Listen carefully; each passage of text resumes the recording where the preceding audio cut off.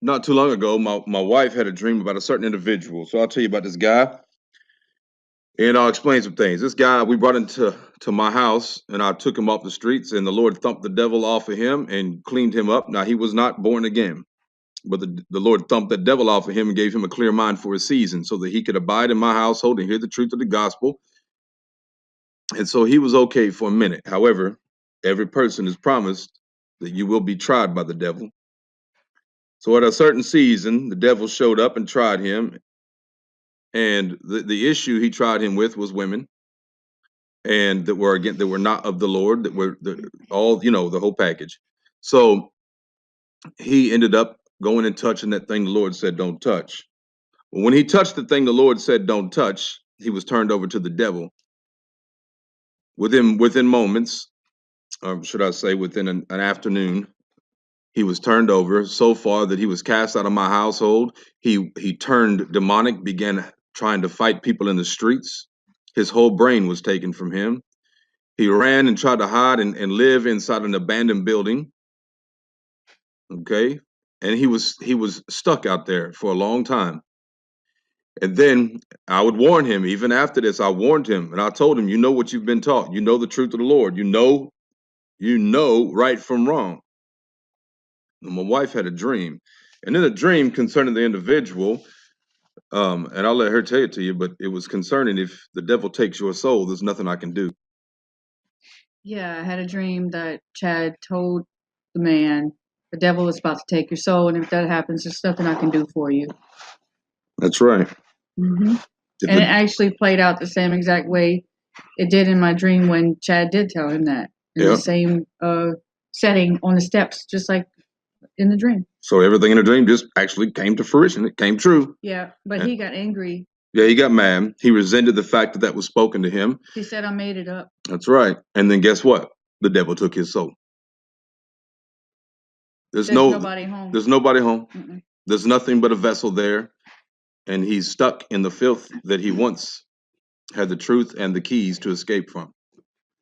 But yet, he still thinks that he wants to serve Jesus. Mm-hmm.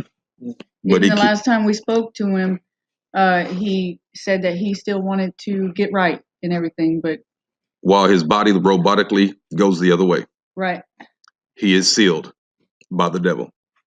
So be very careful how you understand the word of God. God is not playing. God has never been somebody to play with or toy with. How many people died in one day for fornication? I think it was 23,000. You are correct. It was 23,000 people of the children of Israel were killed in one single day because of fornication. God is not playing at all with people who take his truth and then trample it right back into sin. Right back into sin.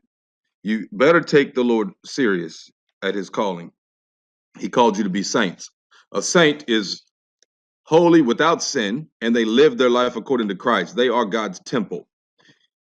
It is what it is. So let me explain it this way, because some people are hard of hearing. If I gave you the keys, or let's say God gave you the keys to a building on Front Street, and he said, this is my temple. You're in charge. And you had this authority, you have the keys, and everything that goes on in there is up to you, and it's all on your head. You're responsible. And God leaves, and there you are standing with the keys. And as soon as God turns his back and the devil starts tempting you, you open the door, and you let a bunch of filth come in his temple. What do you think is going to happen? So just think about it. This is the holy temple of God, and you are the one who had the keys, and you open the door and let the devil come in. You let the devil come in, and now you've got filth, which is called, we'll call it lasciviousness, sexual perversions. You let that in God's temple. What's going to happen to you? Or you let them old people from your old life come right back inside that building God said was his holy temple. Them old filthy people full of all types of sin, friends of the devil. You unlock the door and said, come on in. It's okay. What's going to happen to you? Can I tell them the dream that I had about letting the devil touch me? Mm-hmm. So this dream, there was a man who was giving me alcohol. And once I became a little buzzed or slightly drunken, he talked me into getting into his vehicle with him. Whenever he started to drive down the street, he started to touch on me in a sexual way. And instead of stopping him from doing it, I allowed it for a moment. For And just a then I moment. remembered that I had a husband. And I started hollering out loud, saying in the dream, I was saying, he's going to kill me. And I was talking about God.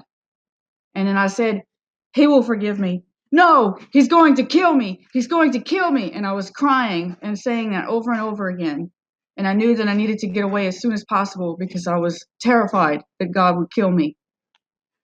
Because it's spiritual adultery whenever you let the devil touch you or infiltrate your mental faculties. That's right. If you let that devil come in and all of a sudden you start dancing to his music, you have now at that point committed spiritual adultery.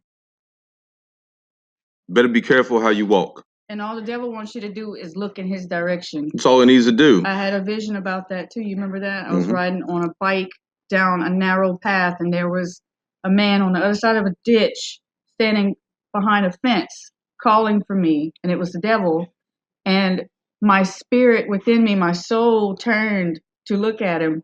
And when that happened, I crashed my bicycle. That's right. You took your eyes off the road ahead.